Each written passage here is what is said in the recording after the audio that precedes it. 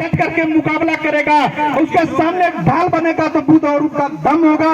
उसी तरह से साथियों, इन आतंकवादी संगठनों के खिलाफ जो भारतीय जनता पार्टी मनवादी सरकार है, इसके खिलाफ, इसके जैसा आपके खिलाफ अगर कोई मजबूती से खड़ा होगा तो जय भीम खड़ा होगा, जय भीम खड़ा होगा साथियों। इसलिए बाबा साहब अम्बेडकर का जो नीला झंडा है, जो आप गमछे के रूप में नीले झंडे को आपने स्वीकार किया है, ये समता का प्रतीक है, इक्वालिटी का प्रतीक है, ये बराबरी की बात करता है। तुम गोबर गणेश में तुम ढूंढो, बाबा साहब अम्बेडकर ने जब लिखा संविधान सभा में हो गए, बाबा साहब अम्बेडकर को संविधान सभा में ऐसे ही नहीं एक्सेप्ट कर लिया गया। बाबा साहब अम्बेडकर को 1952 के चुनाव में ऐसे ही नहीं हरा दिया गया। बाबा साहब अम्बेडकर जब 2 साल बाद उपचुनाव हुआ ऐसे ही नहीं हार गए। लेकिन वो कौन सी मजबूरियां थी? कांग्रेस और गांधी एंड कंपनी के लोगों ने क्यों बाबा साहब अम्बेडकर को संविधान सभा में लाने का काम किया? क्यों सीटें खाली करके बाबा साहब अम्बेडकर को संविधान सभा में लाने का काम किया? और कौन सी मजबूरियां थी जब लोकसभा के चुनाव में बाबा साहब अम्बेडकर को बंबई से हराने का काम किया गया? एक बार नहीं 2 बार हराने का काम किया गया।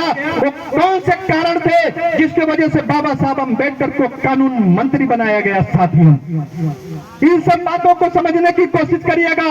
आज बाबा साहब अम्बेडकर के माल्यार्पण मूर्ति पर श्रद्धांजलि देने का काम कर रहे हैं, क्योंकि बाबा साहब अम्बेडकर जिंदा थे तब तो ये डरते थे, लेकिन बाबा साहब आज दुनिया में नहीं है, इसलिए सबसे ज्यादा डरते हैं। इसलिए मैं आपसे कहना चाहता हूं कि बाबा साहब अम्बेडकर को कोई वक्त ने इनके साथ चल करके उनको वक्त ने आमंत्रित नहीं किया था कि जाओ ये 36 करोड़ देवी देवताओं के बीच में, 35 करोड़ देवी देवताओं के बीच में जो भारत की 30 करोड़ आबादी है, उसमें से एक डॉक्टर अम्बेडकर को वक्त ने आमंत्रित नहीं किया था, समय ने आमंत्रित नहीं दिया था कि आओ डॉक्टर अम्बेडकर तुम इस समाज का नेता बन जाओ और तुम्हारी पूजा होगी, जय जयकार होगी।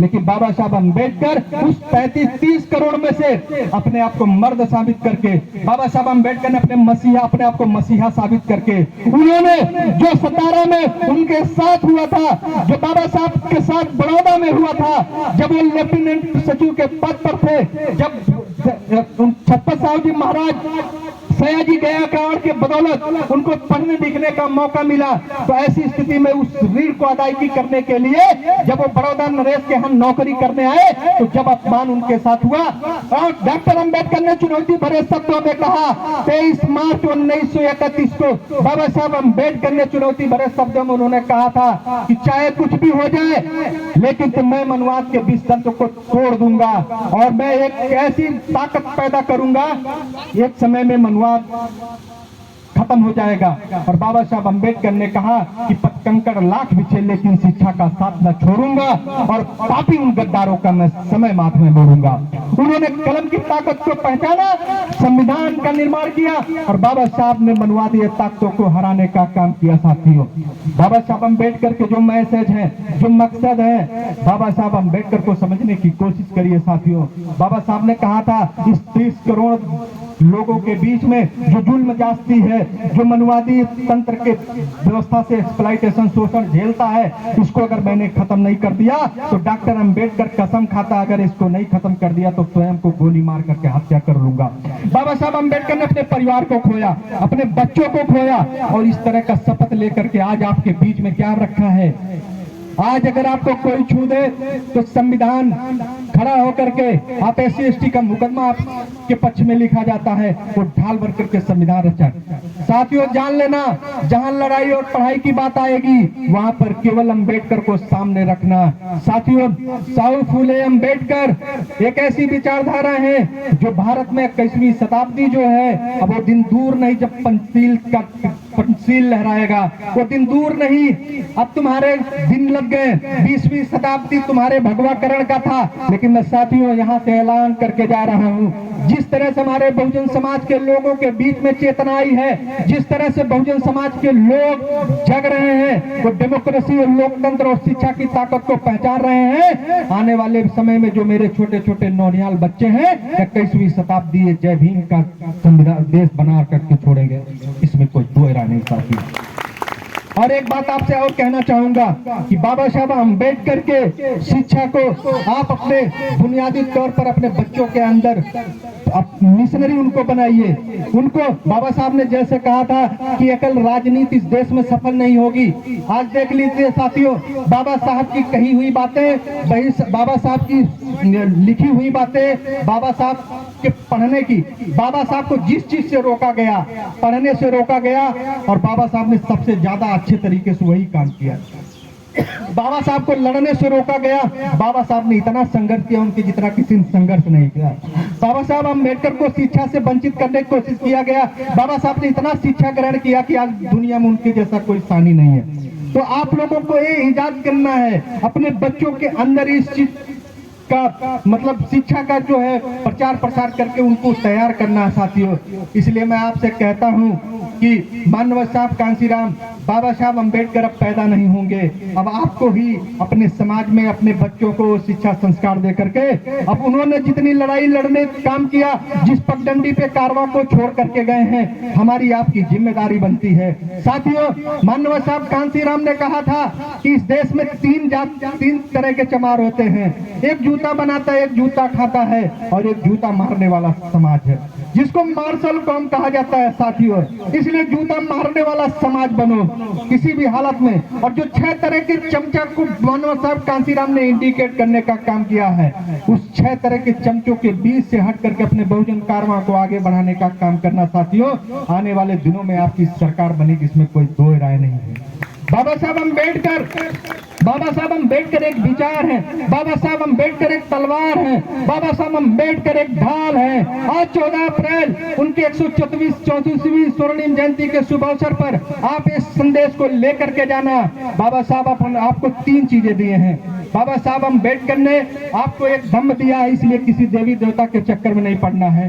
बुद्ध धम्म, उससे वो साइंटिफिक रीजन पर अगर उस कसौटी पे खरा उतरेगा तो बुद्ध धम्म, उन्होंने आपको धम्म दे दिया, आपको भारतीय संविधान दे दिया, और जीने के लिए मकसद दे दिया, कलम और ताकत। इस तीनों को पकड़ लीजिए, देश में आपकी हुकूमत भी होगी, आपके घर में खुशहाली भी होगी। बहुत ज्यादा कार्यक्रम होने के नाते मैं बहुत ज्यादा बात आप लोगों के बीच में नहीं कह पाऊंगा, और मैं इन्हीं चंद बातों के साथ, चंद ख्यालातों के साथ यशवंत भाई और आपकी टीम को कि सुनी आंखों में मधुर चित्रपट बनतियां सावित्रीबाई फूले, आदरणीय बहन कुमारी मायावती सरीखे, आदरणीय फूलन देवी जैसा जिगरा लेकर के सामने खड़ी हो जाएंगी, तो दिन दूर नहीं जब हमारी हुकूमत इस देश में नहीं होगी साथियों। इसलिए अपने बच्चों को जितना हो सके उनको कपड़े भले पुराने दे देना, लेकिन उनको नई किताबें दे करके उनको बाबा साहब अम्बेडकर के विचार उनको प्रेषित कर देना।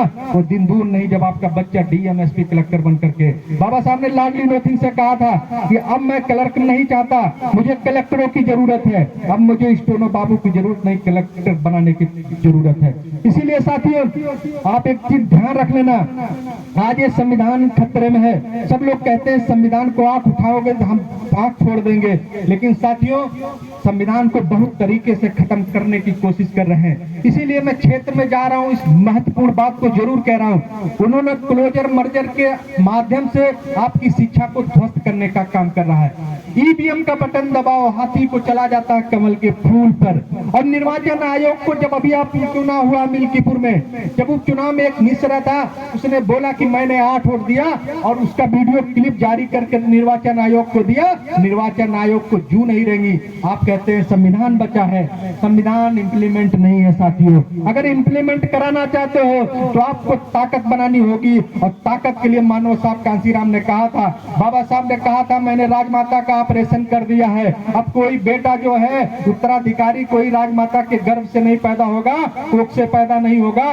बल्कि बैलेट पेपर से पैदा होगा। इसलिए अपने डेमोक्रेसी के उस अधिकार को समझने की कोशिश करिए। वो जो वोट की ताकत है आपकी बहन बेटियों से ज्यादा सशक्त है। आप जिस तरह से अपने बहन बेटियों की रक्षा करते हैं, उसी तरह से वोट की रक्षा करके सही उसका इस्तेमाल कर लेना साथियों, क्योंकि बेहद मुसीबतें सह करके मानव साहब कांसीराम ने उस कारवां को कूच करने का काम किया है साथियों। और अगर ऐसा आप करने में कामयाब हो जाते हैं तो मानव साहब कांसीराम ने कहा था कि दलित और बहुजन समाज के बहन बेटियों का अत्याचार, शोषण, रेप, बलात्कार इसलिए होते हैं क्योंकि आपकी सत्ता नहीं है।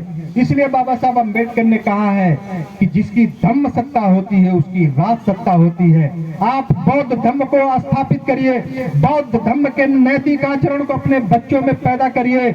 मैं आपको वो दिन दूर नहीं जब आप इस देश पर हुकूमत करने के लिए आपकी 21वीं शताब्दी जैसा कि अंदेशा भी लोगों ने प्रकट किया था, वो दिन दूर नहीं जब आप इस सपने को साकार करने का काम करे गए। इन्हीं चंद बातों के साथ, चंद ख्यालातों के साथ यशवंत भाई और उनकी सारी टीम को, माता एवं बहनों को, छोटे छोटे बच्चे, नौनिहाल बच्चों का, पितातुल बुजुर्गों का, समस्त ग्राम वासियों का समय अभाव की वजह से मैं बहुत ज्यादा एक्सप्लेनेशन नहीं कर सकता। बहुत विस्तृत गोलमेज सम्मेलन या बहुत सारे बाबा साहब अम्बेडकर के ऐसे व्याख्यान है जिसको 3-4 घंटे में खत्म किया जा सकता है। कभी मैं आप लोगों के बीच में कैडर के माध्यम से आऊंगा और मैंने अपने संगठन के लोगों से बोला, मैं प्रदेश स्तर पे काम करता हूं, उन लोगों से मैंने कहा कि अब की बार बाबा साहब की जयंती में मुझे क्षेत्र में रहने दीजिए। अगर मैं बुद्ध की अलख और बाबा साहब की अलख अपने क्षेत्र में ना जगा पाऊं तो ऐसी स्थिति में मेरे ऊपर एक कलंक लगेगा कि आपने बहुजन मिशन और बहुजन कार्मा और बौद्ध धर्म की जो शिक्षाएं आप अपने लोगों तक पहुंचा नहीं पाए। इसीलिए साथियों, बाबा साहब अम्बेडकर की बात मैं करते हुए आपसे यही कहना चाहूंगा, उनकी शिक्षा पे अमल करिए। 13 जनवरी 1952 को बाबा साहब अम्बेडकर ने चुनाव के दौरान जब वो चुनाव था, उन्होंने कहा था कि मेरी जय जयकार मत करना, मेरी पूजा मत करना, मेरे द्वारा बताए गए मार्ग और बुद्ध धर्म की शिक्षाएं इसको ग्रहण कर लेना, तुम्हारा भला हो जाएगा। अगर ऐसा कर लिए तो कोई देवी देवता, 33 करोड़ देवी देवता, अन्य कोई पैदा नहीं होगा। तुम अपने आप के स्वयं के भाग्य विधाता होगे। आपके बच्चों को मैं यही बात कहना चाहूंगा कि अपना भाग्य विधाता स्वयं बनो। इन्हीं चंद बातों के साथ मैं अपनी वाणी को विराम देता हूं और आप लोगों के बीच से रजा लेता हूं। जय भीम, जय भारत।